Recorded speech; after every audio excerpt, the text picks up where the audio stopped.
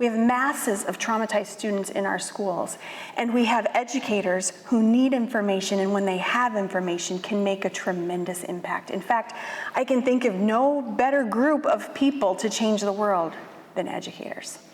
Trauma really is, in the way I think about it, any event or series of events that overwhelms a person's ability to cope in healthy ways. When we're talking about trauma that alters the way brains develop and then later function, we're not talking usually about a single event trauma. We're talking about a series of experiences, often that are happening within the very relationships where kids need to be able to trust the most to be taken care of and to be protected. What research is showing us is that at least 1 in 4 students in every single classroom every day is being negatively affected and having their school success negatively affected by trauma. So how does trauma create these problems? We have to understand more about how trauma impacts the brain and nervous system. The downstairs brain is keeping you alive, right? It's regulating your breathing, your heartbeat, super important stuff, right? Also in the downstairs brain, but more towards the middle of the brain, we have the limbic system. And this is the part of our brain that controls and influences a lot to do with emotion, attachment, or connection with other people, things like that. And there's 2 structures I want to teach you about in that midbrain, as it's called, or the limbic system, also in the downstairs part of the brain.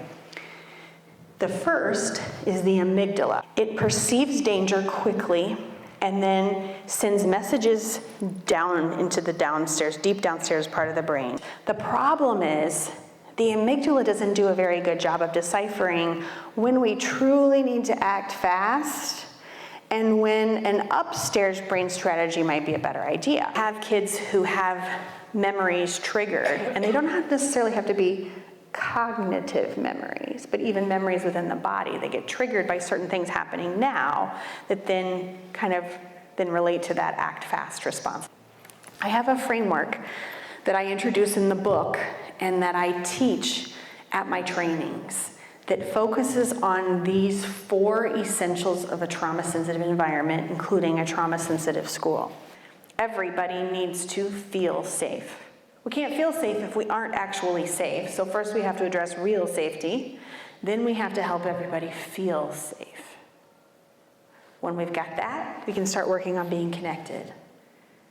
How do we help kids feel and be connected with each other, with me, with the school, families included? How do we help our community feel connected in healthy ways? Then, how do we help one another get regulated? We talked a little bit about that tonight. Only when we have those 3 in place can we learn.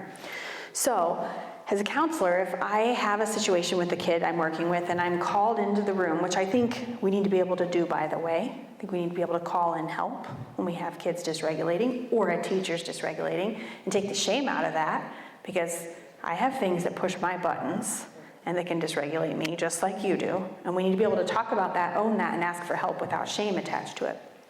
So if I'm called into a classroom, whether this is a little kid or a big kid, my first job is to assess safety. That's what I'm thinking of as I walk into that room. Do we have a safe situation? If not, what do I need to do? What do we need to do together to help get this situation to be safe? Okay, that's first thing. So if I've got a kid who's thrown a bunch of stuff, maybe tipped a desk, been aggressive, I'm assessing for safety, and I'm thinking first about how can I be connected with this kid. I see dysregulation. I'm not going to get cooperation at this point. I have to know that. So I might bend down, big kid, little kid. I'm not mad. Let's breathe.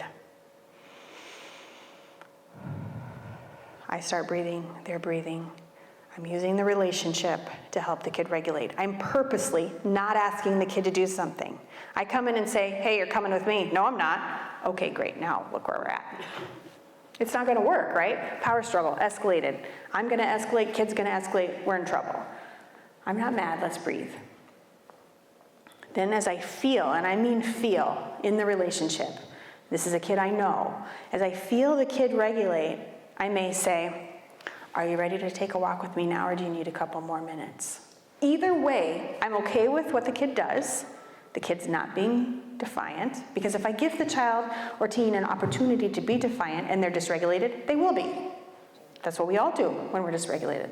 We're not cooperative. So I say, are you ready now, or do you need a few minutes? I'm not going anywhere. Okay, you chose staying. That works for me. I already set that up as an option because I know that's where we're going to be headed. Then again, as I feel the kid come down a bit, you think you're ready to walk now? Yeah, I'm ready to go for a walk. Let's go for a walk. Let's get out of here. So we walk a little bit, we talk a little bit, and then it may be the kid needs a process then, maybe the kid just needs a break. We process later, but we're going to process at some point. And it's critical that that processing involve the original people in the classroom, which from a time perspective can be tough sometimes, but we have to do it. Because the break in the relationship didn't happen with me. It wasn't my stuff that was thrown all over the room. It was the teachers and the classmates' things. And so that's where the reconnecting and the repair needs to happen. And it has to be within that relationship, and it has to be working together to make that happen. Because if I take the approach with a kid of this student's doing the best they can, I don't know everything they've been through and the difficulties they may be having. I'm going to meet them where they are, and I'm going to help them make progress and have much empathy for them as I hold them accountable. Then it just flows naturally that I start doing the same thing with parents. One of the phrases that I use, I borrow from Dr. Daniel Siegel, who's a neuropsychiatrist at UCLA. And he's advocated for a long time that we need to differentiate between the can'ts and won'ts with kids. We have to do the same thing with parents and with our colleagues and with ourselves. That skill deficits result from trauma and the brain changes that happen as a result of it. And we have to meet people where they are, adults included, and help them make step-by-step changes.